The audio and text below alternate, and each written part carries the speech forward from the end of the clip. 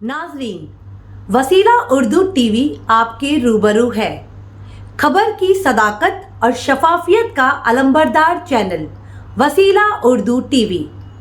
खबरें मुलायजा फरमाइए।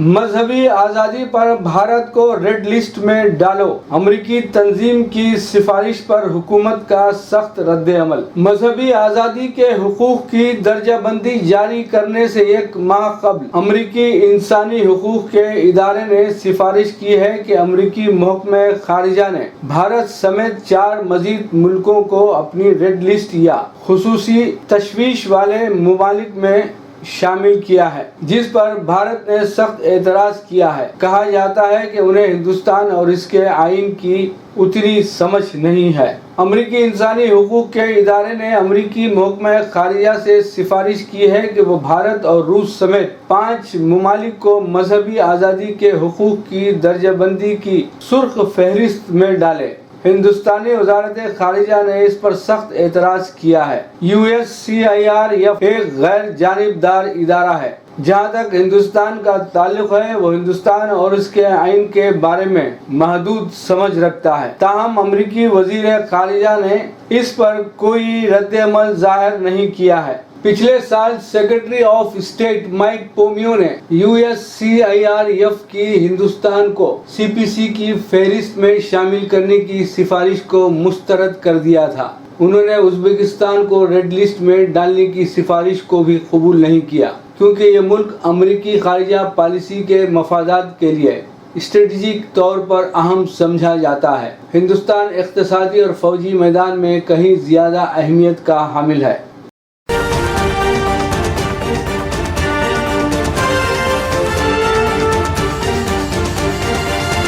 LPG की कीमत को लेकर राहुल गांधी का मरकज पर हमला। लोगों को चूल्हा इस्तेमाल करने पर मजबूर किया जा रहा है। कांग्रेस के साबिक सदर राहुल गांधी ने हफ्ते के रोज LPG की बढ़ती कीमतों के हवाले से मरकज को तनकीद का निशाना बनाया और कहा कि हुकूमत की तरक्की के दावों से बहुत दूर लाखों खानदानों को चूल्हा इस्तेमाल करने पर मजबूर किया जा रहा है। उन्होंने कहा कि वजीर आजम नरेंद्र मोदी की तरक्की की गाड़ी रिवर्स गियर में चल रही है। तरक्की के दावों से मीलों दूर लाखों खानदान चूल्हा इस्तेमाल करने पर मजबूर हैं। मोदी की तरक्की की गाड़ी उल्टे गियर में है और इसका ब्रेक भी नाकारा हो गया है।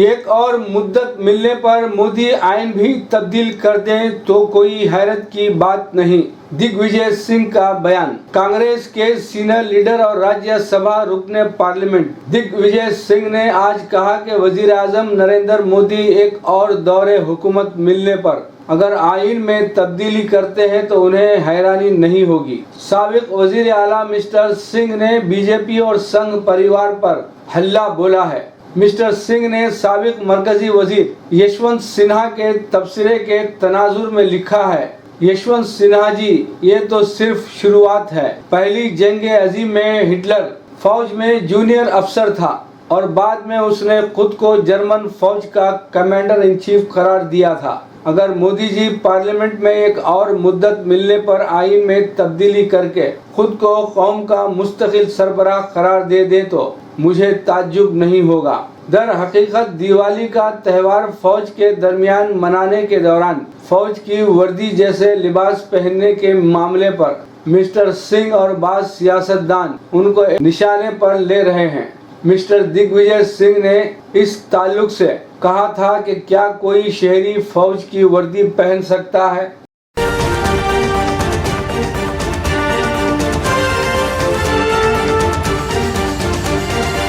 मकतूब रियाज मिन जानिब केन वासिफ सऊदी अरब। इदारे अदब इस्लामी रियाज की एक मारूफ और फाल अदबी तंजीम है। यह इदारा बरसाह बरस से खामोशी के साथ अदब की खिदमत कर रहा है। इदारा पाबंदी से हर माह अपनी अदबी नशिस्त मुनक़िद करता है। इस इदारे से बहुत से नए लिखने वालों को स्टेज मिला। اور ان کے فن کو جلا حاصل ہوئی۔ اس ادبی تنظیم کے موجودہ صدر معروف شاعر و ادیب طاہر بلال ہیں۔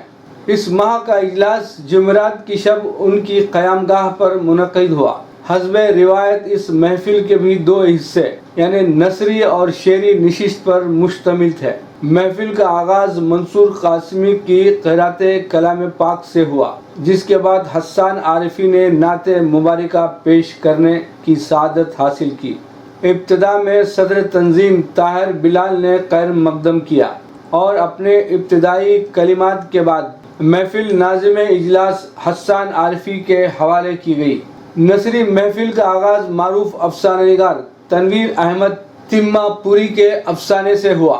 تنویر احمد نے اپنا تازہ افسانہ عجائب گھر کا باؤنسر پیش کیا، جس میں موجودہ دور کے سیاسی حالات کی بڑی عمدگی سے عکاسی کی گئی تھی۔ تنویر احمد کے افسانے کو محفل نے خوب سراہا۔ افسانے کے بعد کہنہ مشق مزاح نگار زکریا سلطان نے اپنے مضمون کرنے ہیں کئی کام ریٹائرمنٹ کے بعد پیش کر کے محفل کو زعفران زار کیا، جس کے بعد کے این واصف نے اپنا مضمون مرزا غالب ہارا میں پیش کیا۔ طاہر بلال جو ایک طویل عرصے سے سنجیدہ و مزاحیہ شاعری کرتے رہے ہیں نے اب مزاحیہ نثر نگاری میں بھی قدم رکھا ہے۔ اس محفل میں انہوں نے اپنا پہلا مزاحیہ مضمون بعنوان بھول پیش کیا اور محفل سے کافی داد حاصل کی۔ طاہر بلال کے پرمزاح مضمون پر نثری نشست کا اختتام عمل میں آیا، جس کے بعد ناظم محفل حسان عارفی نے شعری نشست کا آغاز کرتے ہوئے سب سے پہلے اردو کے استاد ادیب شاعر و نقاد سعید اختر اعظمی کو دعوت دی۔ سعید اختر نے اختصار سے کام لیتے ہوئے چند شعر پیش کر کے شمع جوان سال شاعر حسان عارفی کے آگے کر دی۔ جدید لب و لہجے کے شاعر حسان عارفی نے اپنے کلام سے محفل کو بہت متاثر کیا، جس کے بعد معروف ادبی گھرانے سے تعلق رکھنے والے شاعر ضیاء عرشی نے اپنا کلام پیش کیا اور محفل کو ضیائے علم و ادب سے روشن کیا۔ اب باری تھی مترشح و مترنم شاعر منصور اعظمی کی۔ قاسمی صاحب نے بھی خاصی داد بٹوری۔ منصور قاسمی کے بعد ناظم محفل نے نشست کے آخری شاعر و صدر ادارہ ادب اسلامی ریاض جناب طاہر بلال کو دعوت سخن دی۔ منجھے ہوئے ادیب و شاعر طاہر بلال نے بھی اپنے کلام سے محفل کو محظوظ و متاثر کیا۔ آخر میں ادارے کے سینئر رکن جناب عبدالقیوم نے اپنے صدارتی کلمات میں کہا کہ ادارہ ادب اسلامی ریاض بڑے ہی خاموش انداز میں طویل عرصے سے ادب کی خدمت کر رہا ہے۔ کورونا وبا کے چلتے اجتماعات پر پابندی عائد ہوئی تو ادارے نے اپنے اجلاس زوم پر منعقد کیے، جس سے ماہانہ ادبی اجلاس کا سلسلہ بھی جاری رہا اور وہ اراکین جو ریاض سے جا چکے اور دیگر کئی ادبی شخصیات نے بھی مختلف شہروں سے ادارے کے اجلاسوں میں نیٹ کے ذریعے شرکت کی، جس سے ادارے کا ادبی کینوس مزید وسیع ہوا۔ قیوم صاحب نے محفل کے تمام ادیبوں شاعروں جنہوں نے محفل میں اپنی تخلیقات پیش کی پر مختصر اظہار خیال کیا اور ان کی کاوشوں کو سراہا۔ آخر میں طاہر بلال کے ہدیہ تشکر پر محفل کا اختتام عمل میں آیا۔ لیجیے حاضر ہے پروگرام ورق ورق چہرہ، کتابوں پر تبصرے اور قلمکاروں کے تعارف پر مشتمل یہ ہمارا پروگرام ورق ورق چہرہ۔